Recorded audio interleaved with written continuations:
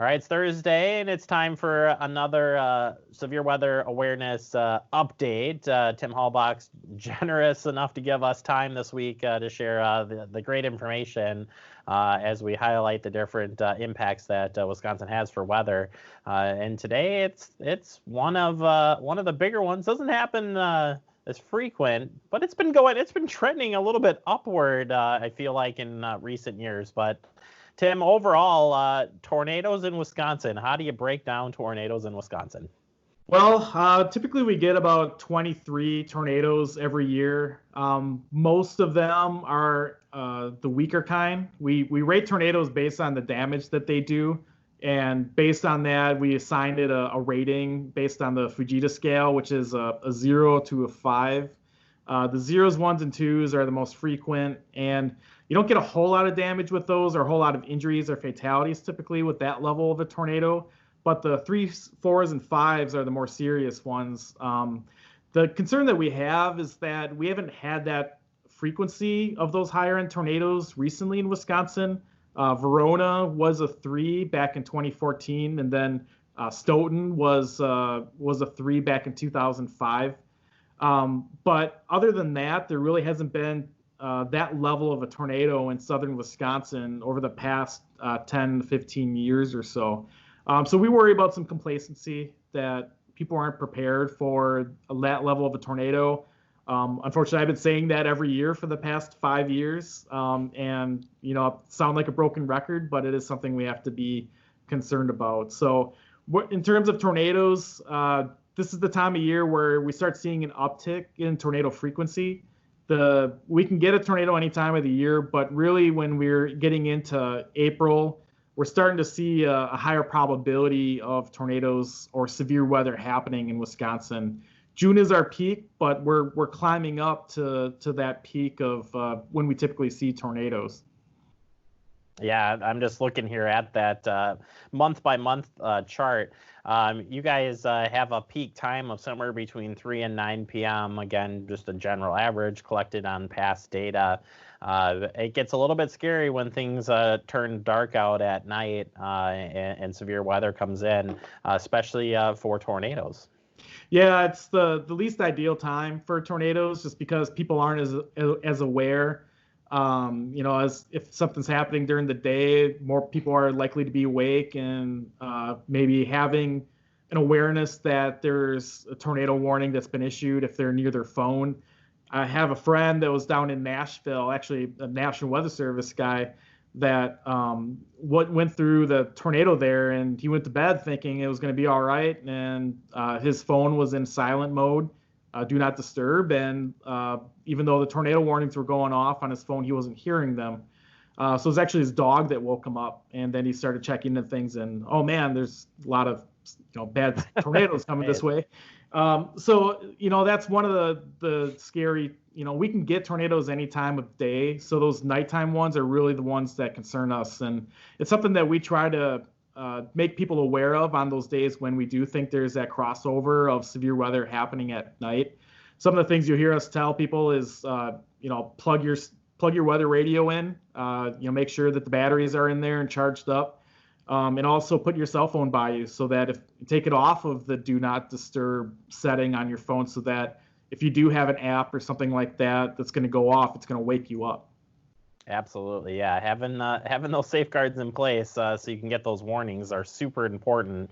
And we talked about that on Monday, so you can go back and watch that if you didn't see it already. Talking about tornado safety, I was listening into coverage in Mississippi and Alabama over the past weekend, and you hear now, and I'm sure this is something that's being taught through what you guys are doing now. But you used to say, "Go to the basement." That was our Wisconsin thing, maybe. Go to the basement, and now it's really talking about go to your safe place. Go to that safe place, because that might not be a basement. Here in Wisconsin, we're fortunate that we have more of that, but not everybody has that. Yeah, and that's, there's different situations that different people are in. So, I would use this time on Thursday to talk about that plan. A lot of people are at home right now. Figure out where your safe place is going to be. If it's in an apartment building, talk to your the person that runs the building for where's the safest spot to go to. It might be the hallway or somewhere away from the windows. There might be a common area that people can go to be safe. But the main thing we tell people, if you don't have a basement, stay away from windows, put as many walls between you and the outside as possible. That's really the best thing that you can do to stay safe during a tornado. If you do have a house with a basement, that's a fantastic spot to be in. Some extra levels of safety that you can do is get underneath a table or some sort of structure, like the staircase. You can get underneath the staircase. That might be an extra level that if something does fall into the basement, that it's going to support that weight before it lands on you. But really being below grade is the safest spot to be in if there were a tornado that were to come through. Yeah, there's a good photo. I mean, not a good, it's devastating photo looking here at lowest level of the house versus interior.